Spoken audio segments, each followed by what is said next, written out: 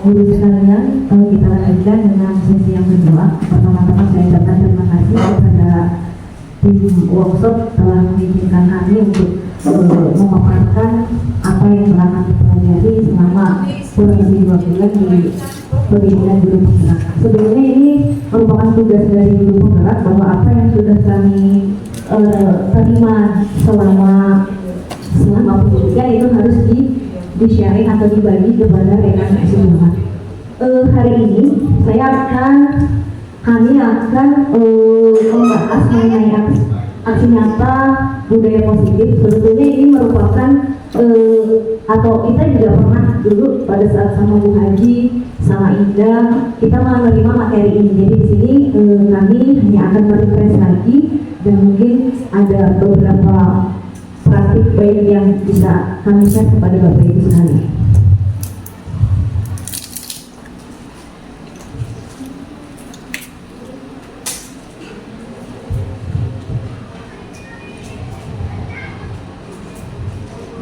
Materi yang kami akan bagi itu mengenai budaya positif. Jadi kurikulum Merdeka ini memang digemborkan atau dilandasi oleh filosofis dari filosofi pemikiran dari Ki Hajar Dewantara. Ini tujuan pendidikan yang menurut Ki Hajar Dewantara adalah menuntut segala kodrat yang ada pada anak untuk mencapai keselamatan dan kebahagiaan. Jadi sederhananya pendidikan kita itu kalau mengacu pada filosofi Ki Hajar Dewantara itu adalah supaya membuat anak selamat dan bahagia. Dan kita sebagai pendidik itu ditugaskan untuk bisa menuntun dan mengembangkan sesuai dengan kodrat yang ada pada diri anak dan sesuai dengan perkembangan zamannya. Kemudian yang akan kita bahas adalah budaya positif. Secara arti, budaya positif itu adalah nilai-nilai keyakinan dan kebiasaan yang berpihak pada siswa agar siswa dapat berkembang menjadi pribadi yang kritis, penuh hormat dan bertanggung jawab. Jadi karena sekolah itu sebagai lembaga pendidikan yang memang secara masif bisa menumbuhkan kebiasaan-kebiasaan, maka di sini kita berusaha untuk mewujudkan budaya positif. Ketika budaya positif itu terwujud dalam sekolah, maka lingkungan belajar yang positif itu akan menjadi tercipta. Kemudian ini mengapa perlu adanya budaya positif tadi? Karena ketika lingkungan sekolah kita ini berbudaya positif, maka anak akan lebih nyaman ketika melaksanakan pembelajaran.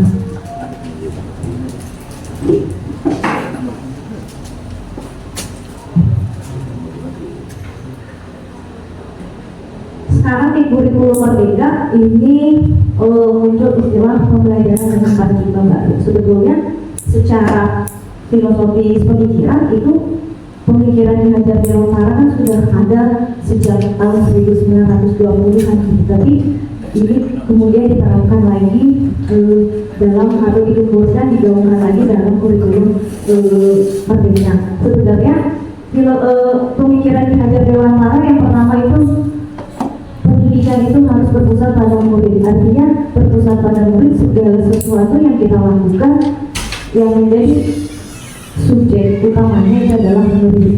Kemudian yang kedua, pembelajaran menurut Ki Hajar Dewantara itu untuk menumbuh kembangkan kodrat yang sudah ada dalam diri anak. Jadi anak itu sebetulnya teori tentang anak adalah seperti kanvas kosong, kemudian guru melukis kanvasnya, itu katanya sudah tidak relevan. Karena yang namanya anak itu sudah punya kodratnya sendiri. Yang namanya kodrat berarti bawaan dari lahir, karakternya, kemudian lingkungannya, itu dia sudah dibekali sendiri. Baik kodrat misalkan secara karakter baik atau karakter yang tidak baiknya itu melekat pada anak dari awal mereka lahir. Nah, yang tugas kedua adalah menuntut perkembangan kodratnya ini menjadi karakter-karakter yang lebih baik itu menjadi lebih kenal. Kemudian karakter-karakter yang tidak baik pada anak itu menjadi samar, bahkan mungkin bisa sampai hilang.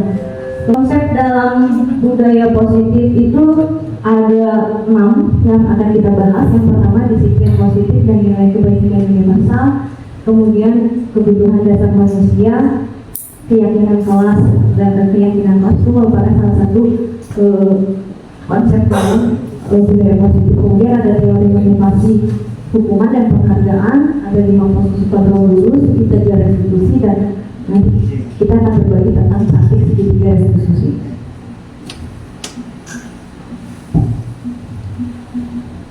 Disiplin positif, konsep yang pertama dalam budaya positif adalah tentang disiplin positif. Kalau misalkan kita mendengar kata disiplin, berarti konteksnya berarti dengan peraturan-peraturan yang dibuat. Konteksnya adalah kita harus mentaati peraturan yang dibuat. Nah, di sini ada tambahannya positif atau positif juga. Kalau diartikan, maka disiplin positif itu merupakan suatu pendekatan penerapan disiplin, tetapi fokusnya lebih ke arah menumbuhkan disiplin yang berasal dari diri murid. Itu yang ditanamkan atau itu yang diharapkan dalam disiplin positif. Jadi ketika kita menanamkan disiplin kepada murid, yang diharapkan dari disiplin positif itu adalah murid itu bisa secara sadar tanpa adanya paksaan untuk mengikuti peraturan yang ada di lingkungan sekolah kita.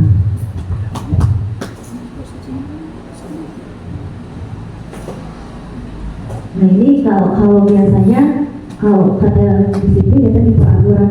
Kenapa sih misalkan memang harus ada peraturan?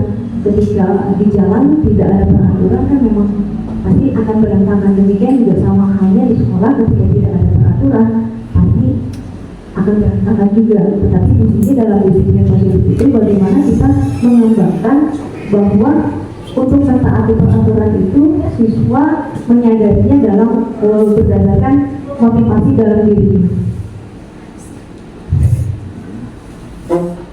Disiplin positif itu berhubungan dengan nilai kebajikan. Kalau misalkan nilai kebajikan, ya seperti yang kita tahu bahwa namanya nilai kebajikan secara universal berarti yang disepakati bersama, biasanya berlaku secara umum. Di Purwakarta misalkan yang disebut murid sopan dan santun pasti akan berlaku sama ketika di luar kota gitu. Ketika di Bandung atau di Jakarta pasti sama. Ketika kita menilai bahwa seseorang itu bertanggung jawab, seseorang itu memiliki rasa toleransi, rasa empati, tentu persepsinya akan sama gitu. Nah, itu yang kita sebut sebagai nilai kebajikan universal.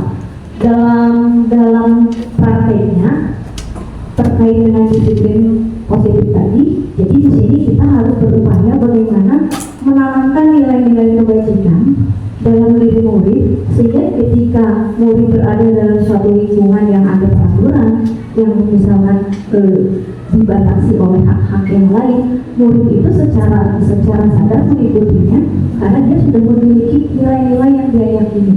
Itu yang kita harapkan dari penumbuhan disiplin positif.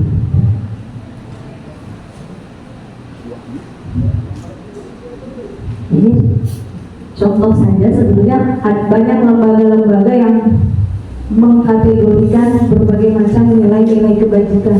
Ini salah satu contoh yang saya ambil. Nilai-nilai kebajikan atau virtue itu yang memang sudah disepakati secara umum di masyarakat dan nilainya akan sama di manapun. Nah, ini yang kita ingin tanamkan dalam anak-anak itu memang harus memiliki dalam dirinya bahwa dia harus memiliki nilai-nilai ini untuk bisa nanti sesuai dengan tujuan pendidikan yang meraih keselamatan dan kebahagiaan. Kemudian, nah ini refleksi untuk kita Bapak Ibu. Bila di sekolah Anda tidak ada aturan yang memberikan surat teguran bagi karyawan yang sering datang terlambat, atau tidak ada atasan yang memberikan Anda penghargaan menjadi karyawan terbaik karena sering tepat waktu, apakah Anda akan tetap datang tepat waktu untuk mengajar murid-murid Anda? Itu kan pertanyaan refleksi. Ketika kita dalam diri kita sudah memiliki nilai-nilai kebajikan tadi, tentu kita tidak membutuhkan suatu ikatan atau suatu pertimbangan apapun dari pihak lain, ada ditegur atau tidak, diberi penghargaan atau tidak, ketika kita sudah merasa tanggung jawab kita adalah mengajar kepada murid, nanti kita akan hadir pada saat waktunya, itu tanpa harus disuruh-suruh, tanpa harus diinstruksikan oleh pimpinan kita. Setiap orang memiliki nilai yang diyakininya berbeda-beda. Nilai yang diyakini itu ketika ditanamkan mulai dari sejak usia dini, itu akan lebih mudah gitu untuk kita menanamkan nilai-nilai kepada anak-anak pribadi ketika kita menanamkan nilai atau memberitahu kepada orang dewasa. Karena biasanya orang dewasa itu sudah terbentuk nilai keyakinannya, nilai kebenaran dirinya itu sudah terbentuk. Kadang kan ada yang merasa yang saya lakukan ini benar menurut saya, dan belum tentu padahal untuk orang lain tidak benar. Nah, itu yang kita akan bahas. Kalau misalkan keyakinan atau nilai-nilai kebaikan ini diterapkan di usia ini mulai dari SD, untuk itu pemerintah mengadakan misalkan seperti sekarang pendidikan guru penggerak, supaya guru-guru di SD atau mulai dari guru level 4 itu sudah memiliki visi yang sama, sudah memiliki pandangan yang sama, pemikiran yang sama. Kita guru-guru di SMA harusnya lebih enak gitu, karena anak sudah terbentuk di usia ini.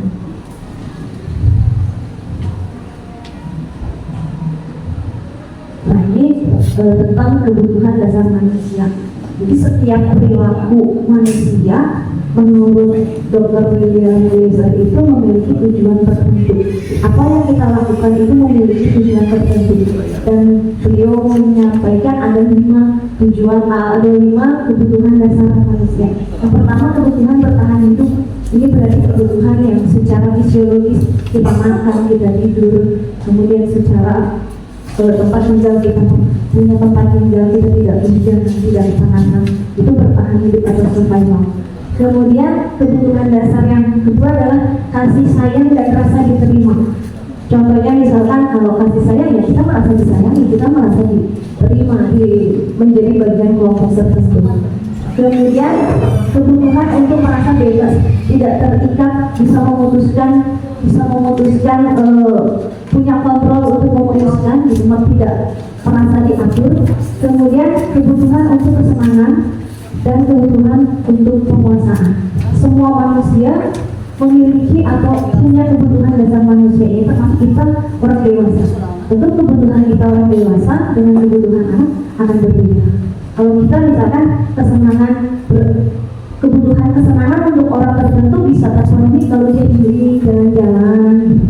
Tapi untuk sebagian yang tidak suka jalan-jalan, kesenangannya misalkan cukup untuk tidur, rebahan, itu sudah senang, itu bisa terpenuhi, tidak maksimal. Kemudian kita sebagai guru di sini harus mengetahui apa sih apakah kebutuhan murid kita sudah terpenuhi. Murid kita yang di rumahnya sudah terpenuhi 5 kebutuhan dasar manusia ini, datang ke sekolah untuk belajar.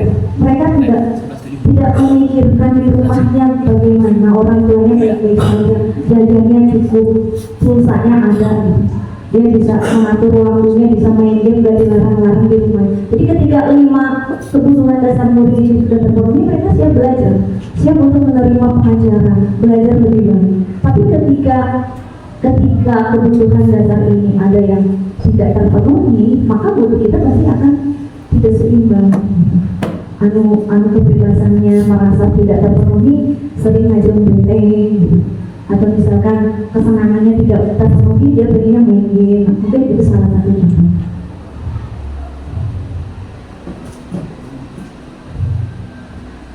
Ini ada contoh kasus.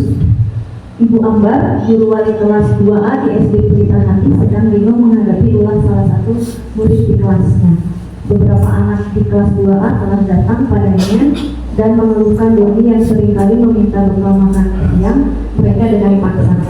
Jika Anda menghadapi situasi seperti Ibu Ambar, apa yang Anda lakukan? Menurut Anda, kira-kira apa alasan Doni melakukan itu? Ini ada kasus anak ngambil makanan punya temannya ngelapor ke gurunya.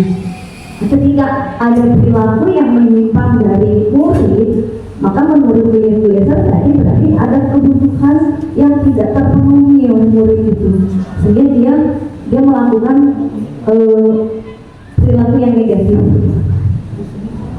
Pasti kalau ada laporan kita manggil anaknya ya, manggil Doni, manggil Gunawan, jadi mengambil makanan gitu. Nanti kan ada berbagai muncul kemungkinan jawaban dari Doni. Misalkan di sini Doni menjawabnya nggak diberi makan sama mamanya, nggak dikasih bekal misalkan, terus nggak punya uang juga buat jajan. Maka kalau jawaban Doni seperti itu, ada kebutuhan bertahan hidup yang tidak terpenuhi dari Doni itu. Nanti kita solusinya, atau kita mau memberikan solusinya pada Doni seperti apa? Atau misalkan jawaban Doni,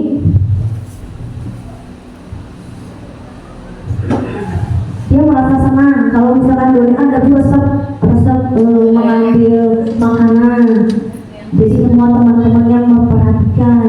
Berarti di situ kebutuhan yang dia coba penuhi adalah kebutuhan akan kasih sayang dan rasa diterima. Dia mencari perhatian. Makanya kalau di murid-murid kita banyak anak-anak, kalau saya menemukan sih ada banyak gitu ya, anak-anak bikin caper, pengen diperhatiin. Ya mungkin memang di rumahnya dia belum terpenuhi kebutuhan akan kasih sayang yang biasanya kita diberikan atau kita peroleh dari keluarga terdekat, dari teman terdekat gitu. Mungkin dia juga punya itu sehingga kebutuhannya tidak terpenuhi. Terus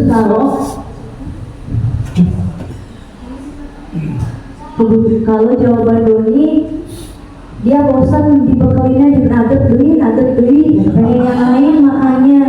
Kalau Doni menjawab karena dia bosan makan makanan yang dibekali, yang dikasih sama orang tuanya, berarti kebutuhan yang berusaha untuk dipenuhi oleh Doni itu adalah kebutuhan untuk merasa bebas. Karena selama ini mungkin dia juga jadi ceplok beli, dia pengen yang lain, makanya ngambil punya temannya.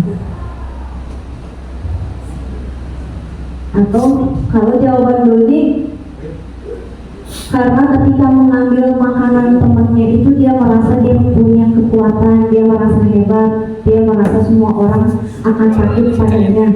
Berarti kebutuhan dasar yang sedang dia coba ini adalah kekuasaan. Dia merasa berkuasa. Itu dengan caranya ya yang diberikan. Atau kalau memang dia hanya iseng saja gitu, melihat teman-temannya, ekspresi muka teman-temannya, dia merasa senang, ya berarti ada kebutuhan kesenangan yang dia coba penuhi.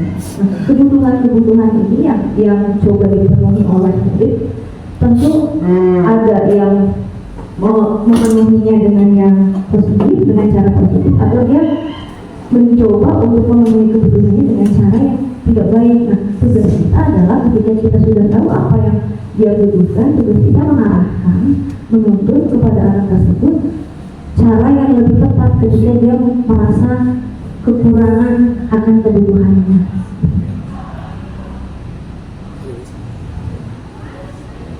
Misalkan ada anak SMA namanya Dimas, dia lagi belajar mobil, kemudian sampai akhirnya dia bisa nyetir mobil. Sama ibunya ditanya, Dimas, apa yang membuat kamu pengen bisa nyetir mobil? Kalau misalkan Dimas merasa menjawab, aku merasa bangga dan keren, kira-kira kebutuhan dasar apa yang coba Dimas penuhi? Merasa bangga dan keren, kira-kira apa?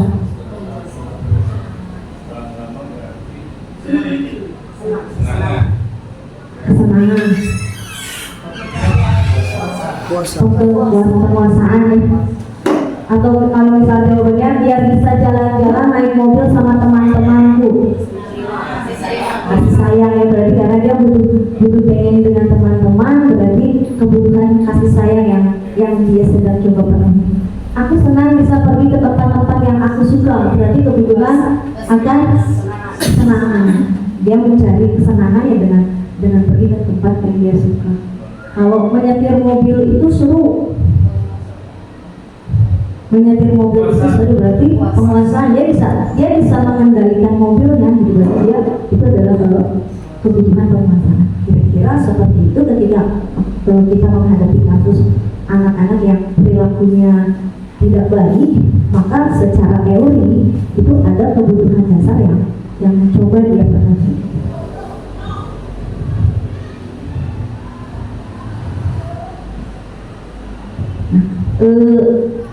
Salah satu dari konsep budaya positif adalah membuat keyakinan kelas satu, membuat keyakinan sekolah. Tadi yang dikaitkan dengan nilai-nilai kebijakan universal, dikaitkan dengan menanamkan motivasi dari dalam diri, gitu. Sehingga untuk kurikulum merdeka ini memang setiap kelas minimal itu membuat keyakinan kelas satu kesepakat di sini. Saya akan coba berbagi apa yang telah saya lakukan, apa yang telah saya lakukan ketika saya membuat keyakinan kelas bersama kelas saya. Ini saya dapatkan ketika kemarin di guru program itu, kita langsung praktek membuat keyakinan kelas. Ternyata membuat keyakinan kelas itu ada langkah-langkahnya dan sebetulnya mudah. Langkah-langkah dalam membuat keyakinan kelas ini berarti harus melibatkan semua warga kelas. Yang kemarin saya lakukan adalah saya mempersilahkan warga kelas untuk membuat keyakinan, membuat peraturan. Jadi awalnya dari peraturan, ketika kita ingin membuat kesepakatan berarti kita pengen apa sih yang tidak disukai di kelas itu, atau apa yang tidak diharapkan oleh siswa terjadi di kelas itu. Jadi kan memang awalnya dari peraturan, sehingga saya menyuruh anak-anak untuk buat apa yang kamu tidak inginkan ada terjadi di kelas ini. Semua anak menuliskan. Kemarin yang sekolah ada 26, jadi ada 26 poin anak-anak menuliskan. Itu yang pertama, kita persilakan dulu anak-anak membuat apa yang mereka inginkan dalam kelas. Biasanya anak-anak membuat diawali dengan kata jangan buang sampah sembarangan, jangan mengotori kelas, misalnya seperti itu. Jadi nanti ada 26 poin misalkan kalau anaknya 26. Langkah berikutnya,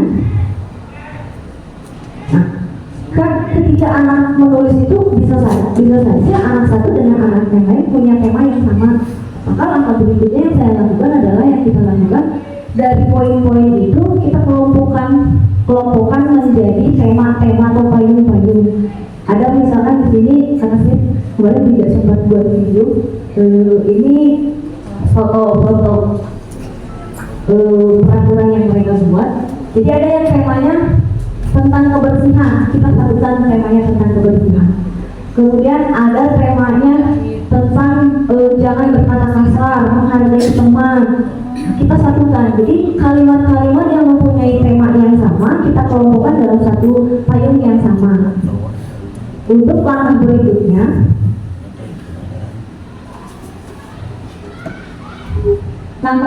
adalah kita mengubah kalimat yang tadi ditulis oleh anak yang kebanyakan itu merupakan kalimat negatif yang ditandai dengan kata jangan ini, jangan itu, kita ubah menjadi kalimat yang positif. Karena di sini ada jangan pakai sepatu ke dalam kelas, kemudian membuang sampah pada tempatnya, jangan coret-coret meja, kemudian yang tidak piket harus didenda, menyimpan sepatu harus dirak sepatu. Nah, kalimat-kalimat yang satu tema nanti kita satukan, karena yang tadi saya bacakan kita buat kesepakatannya dengan menggunakan kalimat positif. Kalimat-kalimat yang tadi kita ubah menjadi satu kalimat, menjaga kebersihan dan kerapihan kelas.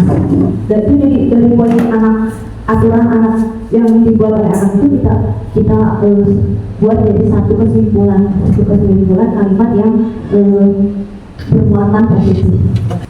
Kemudian dari kalimat yang sudah kita simpulkan tadi, yang asalnya 26 poin itu jadi ada cuma 7 kalimat. 7 kalimat, kita ambil nilai apa yang ada dalam kalimat tersebut. Misalkan tadi membuang sampah itu yang tentang kebersihan, keyakinannya atau nilai apa? Anak-anak nanti menjawab sendiri, mereka akan punya pemikiran sendiri, mereka menjawab tanggung jawabmu, kesadaranmu. Berarti sebetulnya nilai-nilai kebajikan itu sudah ada dalam diri anak. Jadi kita buat nilai-nilai yang tadi itu sesuai dengan yang anak utarakan. Jadi kesepakatan kelasnya misalkan ada beberapa poin, kemudian nilai keyakinannya ada beberapa poin. Nah, keyakinan ini yang kita berikan stimulusnya kepada anak anggota kelas kita, bahwa ketika kalian menyimpang dari nilai-nilai ini berarti kalian sudah melanggar kesepakatan, berarti tidak sesuai dengan kesepakatan kelas yang sudah kita yakini. Dan kalau akhirnya secara administrasinya nanti setelah terjadi kesepakatan semua murid menandatangani kesepakatan tersebut, dicetak, kemudian ditempelkan di kelasnya. Sehingga nanti setiap guru yang masuk, ketika ada anak yang perilakunya menyimpang, guru tinggal melihat saja kepada kesepakatannya dan keyakinannya ini sesuai atau tidak. Kita tinggal membalikkan saja pertanyaannya kepada anak. Ketika misalkan anaknya ribut atau anaknya main HP padahal harusnya tidak main HP, kita tinggal balikkan saja pertanyaannya, tinggal anak merefleksikan apa yang dia lakukan itu betul atau salah. Itu yang saya kemarin lakukan dengan kelas saya.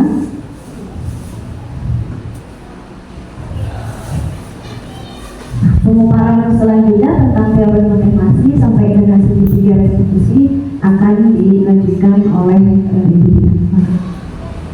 Assalamualaikum warahmatullahi wabarakatuh. Terima kasih Bu Mia telah menyampaikan pemaparan tentang keyakinan kelas. Kemudian selanjutnya saya akan memaparkan berbagi tentang restitusi. Tapi sebelum ke restitusi, yang pertama itu kita akan mempelajari tentang teori motivasi. Karena kalau kita lihat itu ya, menurut Gianni Gosen menyatakan bahwa ada 3 teori motivasi perilaku manusia. Jadi setiap perilaku kita itu pasti ada alasannya, ya. Yang pertama itu adalah untuk menghindari ketidaknyamanan atau hukuman. Misalkan ibu bapak datang ke sekolah itu pagi-pagi sebelum mengajar, apakah untuk menghindari hukuman atau teguran dari misalnya wakaset ataukah kepala sekolah, contohnya seperti itu. Nah di sini kalau kita kaitkan dengan murid, nanti murid akan bertanya pada dirinya, apa yang akan terjadi apabila saya tidak melakukannya? Ya anak misalnya datang pagi-pagi, kumaha ya kalau misalkan saya datang kesiangan, apa yang akan terjadi dengan saya? Yang kedua, untuk mendapatkan imbalan atau penghargaan dari orang lain. Nanti murid akan bertanya pada dirinya, apa yang akan saya dapatkan apabila saya melakukannya? Contoh misalnya ketika di kelas, saya akan memberikan nilai atau bintang kepada anak yang mau bertanya atau kepada anak yang mengerjakan tugas. Berarti nanti apa yang akan saya dapatkan ketika mengerjakan tugas? Oh, saya mendapat bintang, atau oh, saya mendapat nilai dari guru gitu. Kemudian yang ketiga, untuk menjadi orang yang mereka inginkan dan menghargai diri sendiri dengan nilai-nilai yang mereka percaya. Di sini murid bertanya, akan menjadi orang seperti apa apabila saya melakukannya? Misalnya ketika di kelas ada tugas, gurunya tidak masuk, tanpa ada alasan yang lain, meskipun gurunya tidak masuk, anak tetap mengerjakan tugas. Mau gurunya ada, mau tidak, mau dinilai atau tidak. Nah ini contohnya seperti itu. Oke. Kemudian teori motivasi, hukuman, penghargaan, dan restitusi. Menurut Anda, dari ketiga jenis motivasi tadi, motivasi manakah yang saat ini paling banyak mendasari perilaku murid-murid kita di sekolah? Dari yang tadi, apakah untuk menghindari hukuman, apakah untuk mendapatkan penghargaan, atau apakah memang kesadaran dirinya sendiri? Nomor berapa Bu? Nomor 1. Jelaskan Bu, kenapa alasannya nomor 1? Iya, untuk menurut Ibu murid kenapa gitu kebanyakan bisa? Menurut saya ya siswa tidak terlambat itu menghindari hukuman lebih banyak menurut saya ya, karena yang mereka cenderung ingin aman gitu ya, karena mereka tidak mau dihukum, mereka punya alasan-alasan seperti itulah gitu. Tapi ya kalau atas kesadaran diri sendiri mungkin belum muncul lah, paling hanya mungkin beberapa ya, karena setiap ini pasti saja ada yang masih ada yang kesiangan gitu. Kalau mereka sudah sadar akan nilai-nilai atau ya hal yang seperti itu, mungkin di sekolah kita masih belum menurut saya. Ya, terima kasih Ibu jawabannya. Mungkin mewakili ya yang lain. Kemudian yang kedua, kira-kira strategi apa yang selama ini sudah ada atau sudah kita terapkan untuk menanamkan disiplin positif kepada murid-murid? Bagaimana hasilnya pada perilaku murid kita? Ada di sini yang mau menjawab? Ya. Yang sudah kita terapkan untuk menerapkan disiplin positif, contohnya tadi kan anak datang karena takut kesiangan. Nah, ada nggak sih yang sudah kita terapkan agar anak itu misalkan tidak kesiangan lagi gitu? Terus bagaimana hasilnya? Ya, ada yang mau menjawab? Ya, silakan Bu Indah. Terima kasih Bu Indah. Kayaknya untuk lingkup kecil mungkin ya, karena untuk lingkup besar bagi sekolah belum terlalu banyak terlibat kan ya saya. Ya, ini untuk lingkup kecil di kelas yang strategi yang pernah dilakukan. Jadi ya itu tadi membuat membuat kesepakatan dulu dengan anak-anak, dan sekaligus kalau tahun yang lalu hanya membuat kesepakatan, tapi untuk yang tahun ini kita sudah mencoba kesepakatan sekaligus konsekuensi. Jadi yang kita minta waktu itu di buku mata pelajaran matematika halaman pertama itu adalah kesepakatan dan konsekuensi. Jadi itu tadi strateginya membuat kesepakatan sekaligus konsekuensinya saat itu dituliskan juga. Nah, alhamdulillah sejauh ini sudah mulai sedikit gitu ya, murid yang datang di khususnya pelajaran saya sekarang sudah mulai sedikit yang datangnya terlambat, sekalipun terlambat mereka menggunakan alasan yang logis, tidak terlalu ini. Gitu, terima kasih. Ya, terima kasih Indah. Kemudian selanjutnya, nilai-nilai kebajikan apa yang kita berusaha tanamkan pada murid-murid di kelas di sekolah kita? Kebajikan apa saja kira-kira yang kita tanamkan? Pasti banyak kan? Di antaranya apa saja? Bertanggung jawab, apa lagi? Saling menghargai, saling menghormati. Ada lagi? Ya, disiplin. Itu pasti banyak sekali ya nilai-nilai kebajikan yang kita coba terapkan pada murid kita. Oke, tadi kan kita sudah bahas bahwa setiap perilaku murid kita itu berdasarkan motivasi atau dorongan. Nah, motivasi itu ada dua. Yang pertama intern, berarti kalau intern itu artinya motivasinya yang berasal dari dalam dirinya tanpa ada paksaan atau dorongan dari luar. Yang kedua ekstern, artinya harus ada dorongan dulu atau ada paksaan dulu dari luar. Nah, ketika murid-murid kita itu kebanyakan pasti motivasinya itu adalah ekstern, karena dia melakukan kedisiplinan karena tadi ya Bu takut menghindari hukuman atau misalkan mengharapkan penghargaan dari guru, kebanyakan. Nah, sedangkan yang intern itu masih sedikit jumlahnya, di mana murid melakukan kedisiplinan karena sadar bahwa nilai-nilai kebajikan yang ada pada dirinya, sadar bahwa saya tidak boleh terlambat, agar apa? Agar nyaman di kelas, sadar bahwa misalkan ketika ada tugas saya harus mengerjakan. Kenapa? Karena ini adalah tugas saya sebagai murid. Contohnya seperti itu.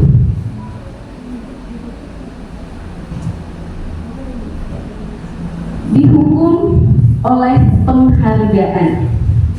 Pernah nggak Bapak Ibu ngasih penghargaan kepada murid? Yes. Nah, pasti pernah ya, kita misalnya ada murid yang mengerjakan tugas. Kalau misalkan yang pertama mengerjakan mengerjakan tugas, misalnya ibu beri bintang atau ibu beri cap gitu misalnya. Atau misalnya kalau kenaikan kelas kita suka memberi penghargaan berupa ranking juara 1, 2 sampai sekian seperti itu. Nah ternyata di sini menurut Alfikon penghargaan berlaku sama dengan hukuman dalam arti membujuk atau memberi seseorang untuk melakukan sesuatu atau memenuhi sesuatu dengan tujuan tertentu. Nah, dorongan eksternal adalah faktor kebergantungan. Kenapa dikatakan faktor kebergantungan? Karena ada dampaknya. Kalau tidak ada pendorong, kalau tidak ada hukuman, itu cenderung anak akan leha-leha saja. Misalnya pengaruh jangka pendek dan jangka panjang. Di sini ada yang pertama, penghargaan mengurangi ketepatan, ya.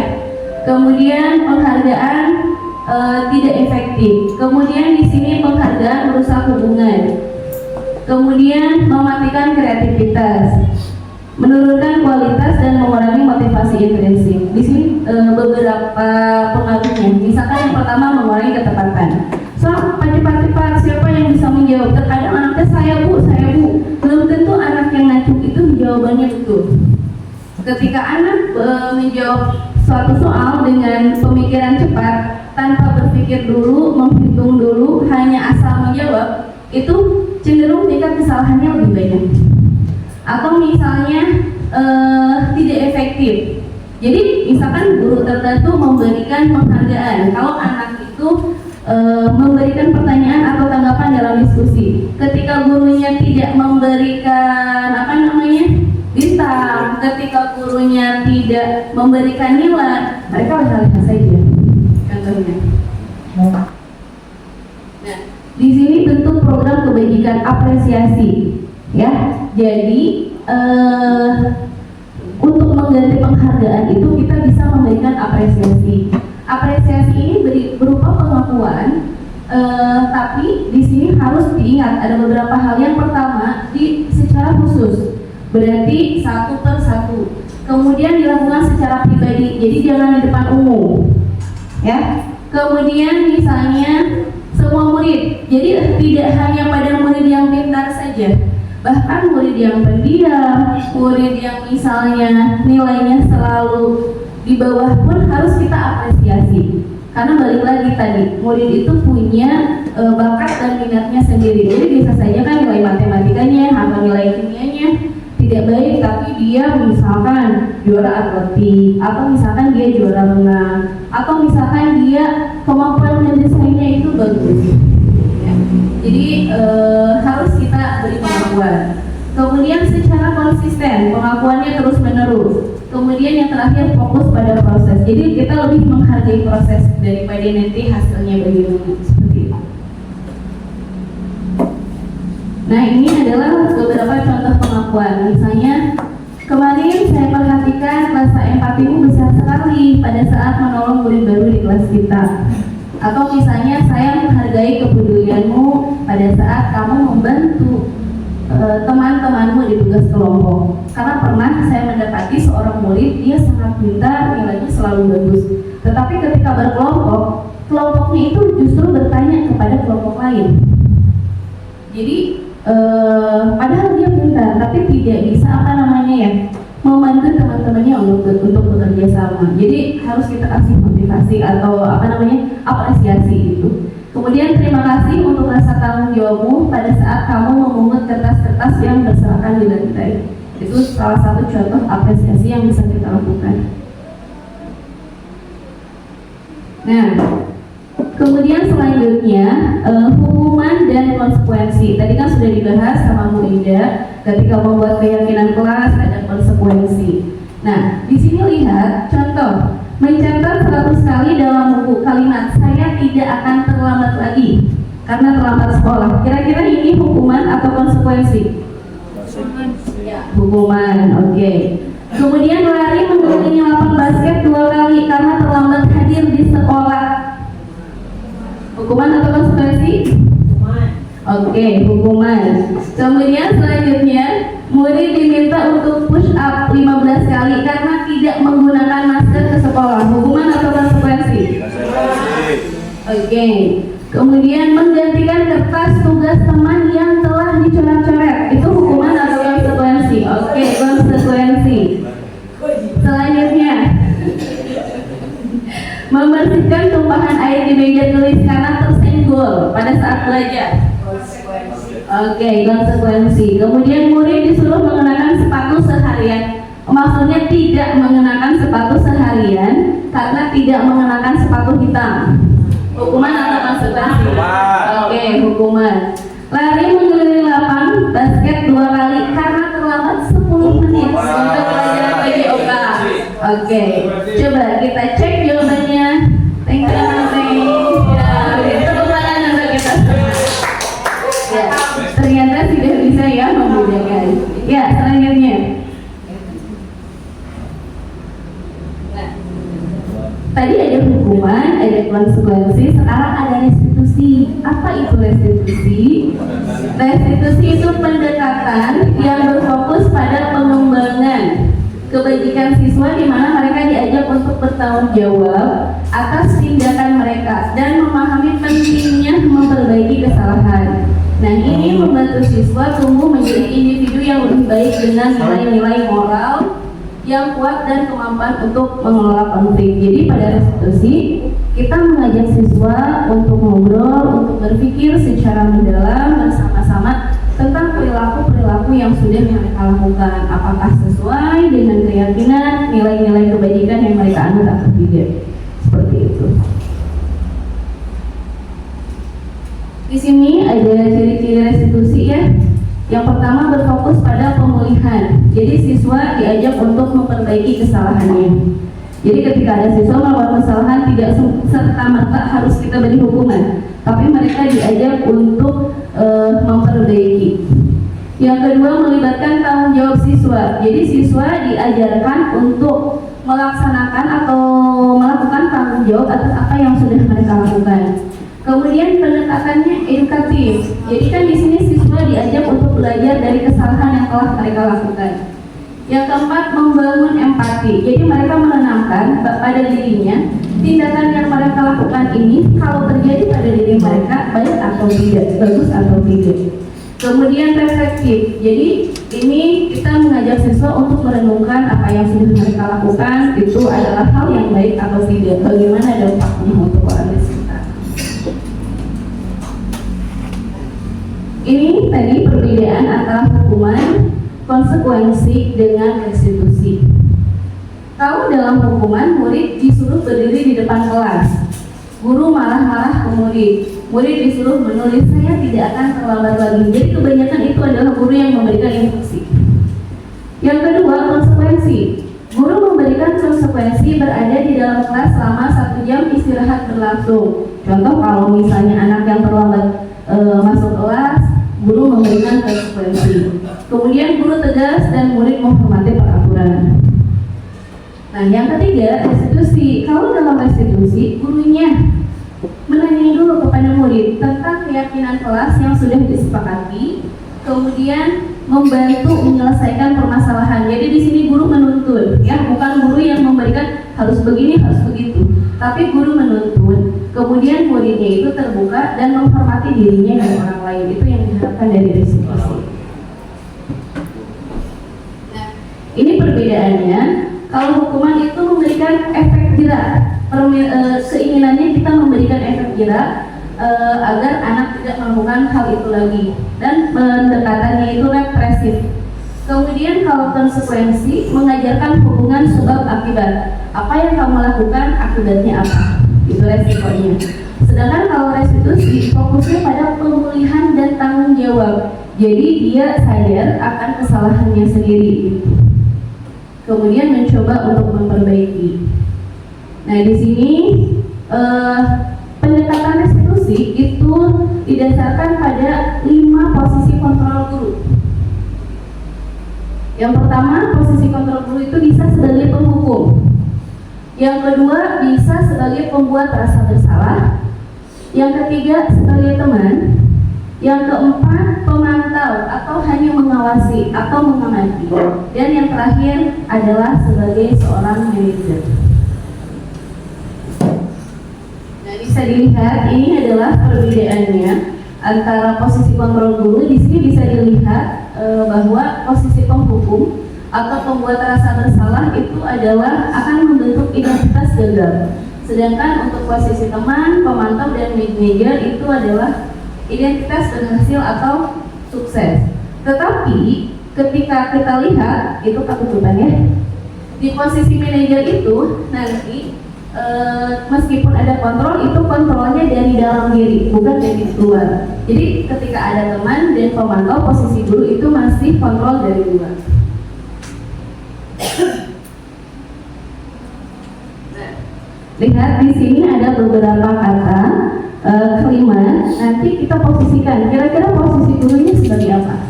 Yang pertama, saya kecewa sekali dengan kamu. Penghukum, saya kecewa sekali dengan kamu. Pembuat rasa bersalah. Jadi kan seakan-akan kita memberikan ekspektasi yang tinggi kepada murid. Jadi murid nanti, aduh si ibu berenangnya kecewa kepada saya karena pengennya begini dan begitu, seperti itu. Yang kedua, kamu tidak pernah benar melakukannya. Salah hari, 7 tambah 7, oke. Berarti apa? Nah, itu adalah penghukum. Kemudian, ayolah lakukan demi ibu atau demi bapak. Ayolah. Ya, itu posisinya teman gitu ya, karena bahasanya akal. Kemudian, apakah kamu mau mendapatkan stiker bintang hari ini? Kira-kira apa bahasa selanjutnya? Oke, ternyata pemantau gitu ya. Kemudian bagaimana kalau kamu bisa menyelesaikan masalah ini? Jadi nanya ke anak, nanti anak biar berpikir, maka berarti itu posisinya manajer. Kalau misalnya kamu selalu yang paling terakhir, nah selalu gitu ya, berarti itu hukuman. Ya, jadi posisi kontrol dulunya selalu. Ya, lanjut Bu. Oke. Nah, sebaiknya seorang guru itu dia berada pada posisi seorang manajer. Kenapa? Karena manajer ini berbuat sesuatu bersama-sama dengan murid. Jadi si muridnya diajak bekerja bersama-sama untuk apa? Untuk mempertanggungjawabkan perilakunya dan mencari solusi dari permasalahan yang sudah dilakukan. Bukan kita yang menentukan kamu harus begini, kamu harus melakukan ini, bukan. Tapi muridnya yang memikirkan solusinya gitu dan bertanggung jawab. Kemudian selanjutnya Bu. Nah, di sini ada segitiga restitusi. Jadi tadi sama seperti keyakinan kelas, restitusi itu ada tahap-tahapnya. Yang pertama, menstabilkan identitas. Kemudian yang kedua, memvalidasi tindakan yang salah. Dan yang ketiga itu menanyakan keyakinan. Misalnya dalam menstabilkan identitas kita mengatakan bahwa setiap orang pasti pernah melakukan kesalahan. Atau misalnya kamu bukan satu-satunya yang pernah melakukan ini, ada yang lebih parah, contoh seperti itu ya. Kemudian validasi tindakan yang salah, kamu tentu punya alasan mengapa kamu melakukan ini. Atau misalnya kira-kira ada nggak cara yang lebih efektif untuk mendapatkan apa yang kamu butuhkan. Dan yang terakhir itu adalah menanyakan keyakinan. Keyakinan apa yang sudah kita kesepakati atau kamu menjadi orang yang seperti apa. Ini adalah contoh kalimat-kalimat untuk menstabilkan segitiga restitusi. Ini hampir sama dengan yang tadi. Nah, di sini ada praktek segitiga restitusi. Ada 2 kasus. Untuk yang kasus pertama, ya, ini Ibu Didah pada hari Senin mendapatkan laporannya dari Ibu Neneng bahwa Ilham dan Faisal itu ketika pelajaran Ibu Neneng tidur di kelas karena kebetulan di kelas ada karpet ya, jadi mereka tidur dengan nyenyak. Kemudian Bu Jamilah juga melaporkan bahwa Ilham berperilaku kurang sopan ketika pelajaran olahraga dengan memotong pembicaraan Bu Jamilah ketika sedang memberitahukan kegiatan yang akan dilakukan. Dan ada juga laporan dari temannya bahwa Ilham dan Faisal itu bermain bola di dalam kelas ketika gurunya tidak ada. Oke, ini adalah videonya. Mohon jangan fokus pada artisnya ya, tapi fokus pada kegiatannya. Kemudian selanjutnya testimoni dari Ilham itu bahwa lebih enak diajak ngobrol berdua gitu ya, yang diajak ngobrol baik-baik daripada langsung ditegur, dimarahi atau misalkan diberi hukuman. Kemudian kasus yang kedua, ketika belajar anak diberi kebebasan untuk menggunakan HP ya, karena kita kan belajar itu membutuhkan HP. Anak saya berikan kerudungan karena harus melihat tontonan video di YouTube dan mencari literasi dari berbagai sumber. Ternyata ada yang anak itu dimainkan gitu HP-nya, jadi tidak sesuai dengan apa yang diperuntukkan. Kemudian anaknya saya panggil juga untuk diajak mengobrol. Ya, di sini ya, demikian pemaparan dari saya dan Bu Mia. Mudah-mudahan ada manfaatnya. Ya, silahkan apabila misalkan ada yang mau memberikan tanggapan atau misalkan pertanyaan. Terima kasih pertanyaannya. Walaupun saya tidak dari awal mengikuti ini, yang ingin saya tanyakan adalah tentang tidak ada hukuman, ada restitusi, yang keduanya itu konsekuensi. Yang kami alami adalah misalnya kasusnya itu ya, setelah pelajaran saya itu sebelumnya itu kan olahraga gitu ya, olahraga itu perlu ada kesepakatan dengan siswa gitu ya, tentang berpakaian gitu ya, berpakaian atau baiknya menggunakan apa kan kita yang terbaik itu kan restitusi gitu ya, restitusi yang lebih diharapkan. Kalau tadi yang biasa apa itu ada mulai dari itu kan memberikan hukuman, kemudian ada yang kedua itu konsekuensi, dan ketiga restitusi. Itu sebaiknya kita itu buat kesepakatan dengan anak, kemudian apa yang harus kita lakukan itu dapat memberikan hukuman atau konsekuensi atau restitusi. Itu saja yang mungkin kelihatan dalam penerapan kedisiplinan di Indonesia. Terima kasih. Oke, terima kasih Pak Haji atas pertanyaannya. Kebetulan apa yang terjadi dengan Pak Haji itu juga sama pernah terjadi dengan saya. Waktu itu kan diberi jam belajar ya Pak ya, jadi jam yang setelah perubahan. Nah, ketika saya masuk ke sana, anak-anak masih ada yang memakai pakaian olahraga. Yang pertama saya lakukan adalah meminta mereka untuk mengganti dulu bajunya. Nah, setelah mereka diganti bajunya, mereka masuk, kemudian saya bertanya kepada anak-anak, tadi pelajaran olahraga betul, meskipun sudah tahu tapi tetap saja pura-pura nanya. Kalau sekarang pelajaran apa? Pelajaran kimia Bu. Nah, kemudian hari ini hari Selasa kalau tidak salah, baju yang digunakan atau seragam sekolahnya seragam apa? Mereka menjawab sendiri. Kira-kira kalau bukan pelajaran olahraga, itu bagusnya pakai baju seragam atau pakai baju olahraga? Mereka yang menjawab sendiri, baju seragam Bu. Kalau begitu kira-kira setelah pelajaran olahraga, pelajaran ibu, mana nih yang harus dipakai, yang lebih baik, baju olahraga atau baju seragam? Mereka kompak menjawab baju seragam. Jadi minggu depan kalau pelajaran ibu masuk berarti bajunya bagaimana? Harus sudah memakai baju seragam. Minggu depannya sudah 2 kali pertemuan tanpa saya minta, tanpa saya marahi atau saya hukum, mereka sudah langsung menggunakan pakaian seragam. Mungkin seperti itu ya Pak Haji, bisa dicoba. Tapi saya juga masih belajar untuk menerapkan restitusi ini, karena jujur ketika guru sebagai seorang manajer atau guru melakukan restitusi itu kita harus punya penguasaan emosional yang tinggi. Ya, kadang kan kita kalau ada anak nangis, curhat, dijahati oleh temannya, misalkan, kadang kitanya juga ikut emosi, atau kadang kitanya juga ikut sedih.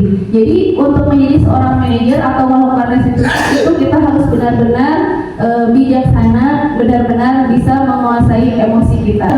Kalau tentang sebagai kita sebagai mata pelajaran sebetulnya karena memang ketika kita kondisi idealnya kan memang pakai baju seragam. Tapi tadi kalau Pak Haji bertanya apakah perlu dibuat kesepakatan, kalau memang itu untuk kenyamanan antara murid dan guru, saya rasa tidak ada salahnya kita membuat kesepakatan apa yang nyaman untuk murid, apakah memang harus berganti pakaian dulu atau tidak harus berganti pakaian, dan apa yang nyaman untuk kita itu kita buat kesepakatan. Tidak masalah, karena bukan wali kelasnya, bukan kelasnya, tapi ini kesepakatan antara kita sebagai guru mata pelajaran dengan murid. Kemudian tentang posisi kontrol guru, apakah memang harus menghukum atau memberi konsekuensi atau restitusi?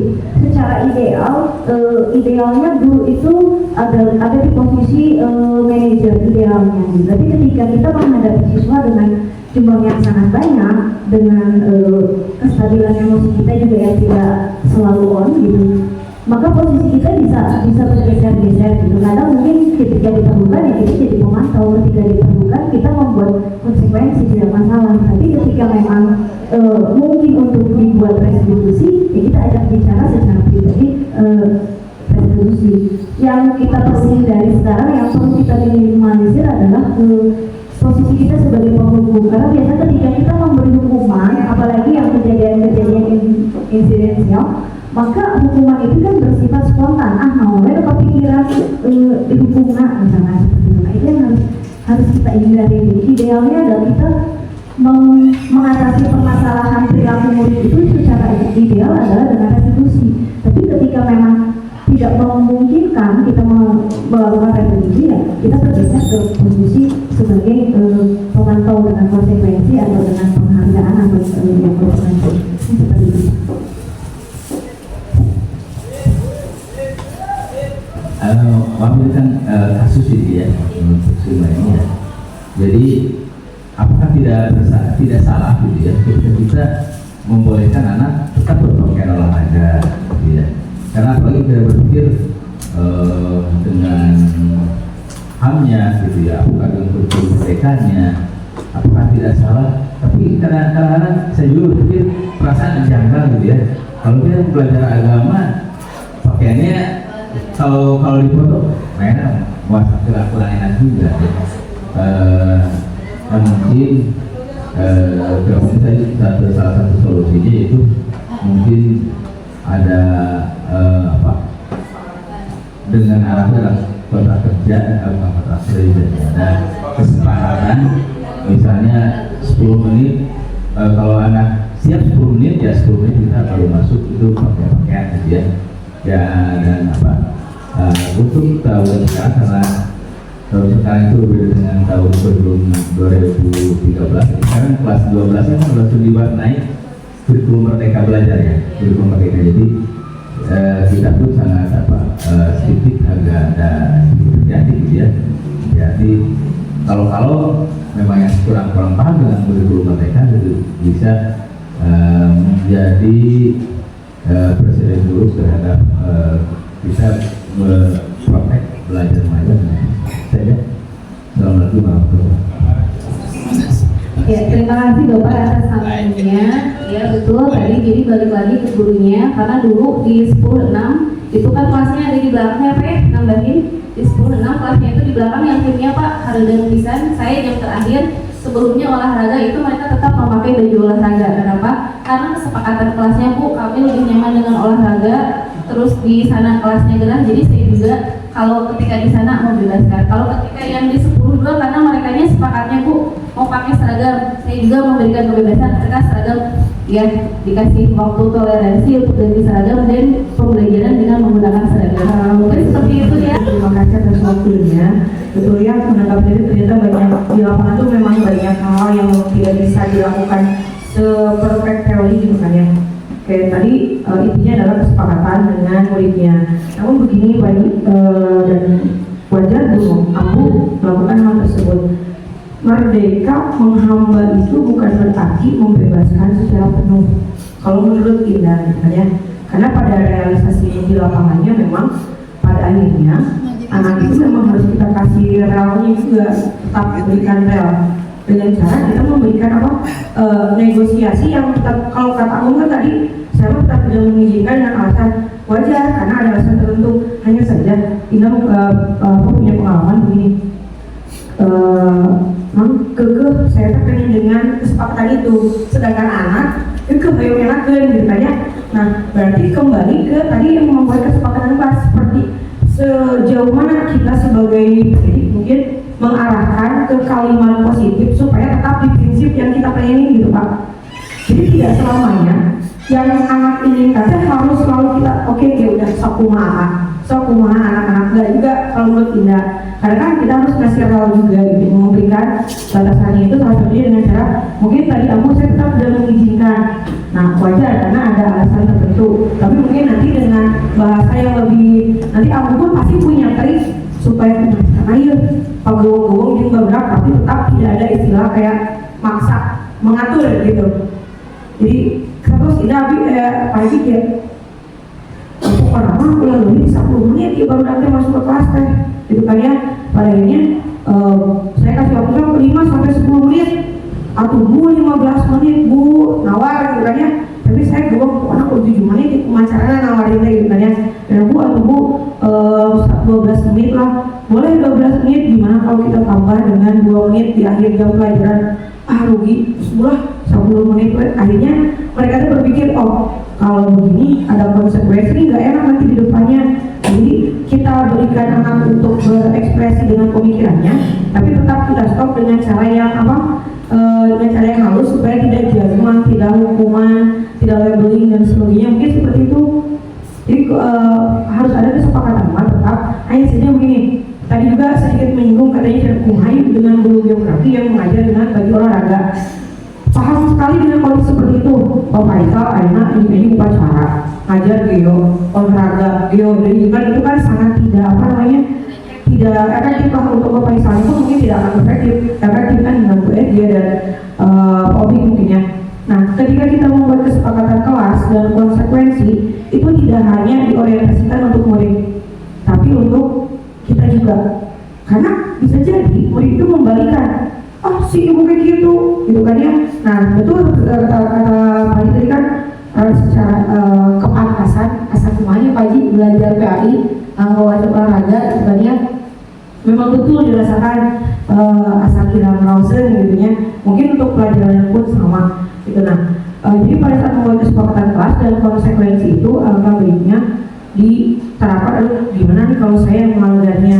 Termasuk Indah tuh kenapa memberikan toleransi waktu paling lambat 10 menit dari jam kesepakatan, karena saya merasa diri saya suka ada jeda telatnya gitu.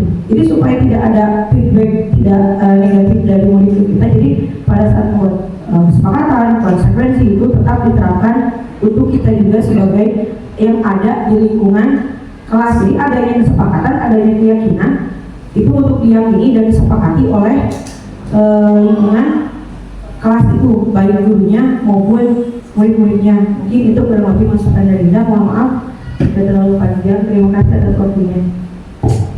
Ya, terima kasih Bu Ida.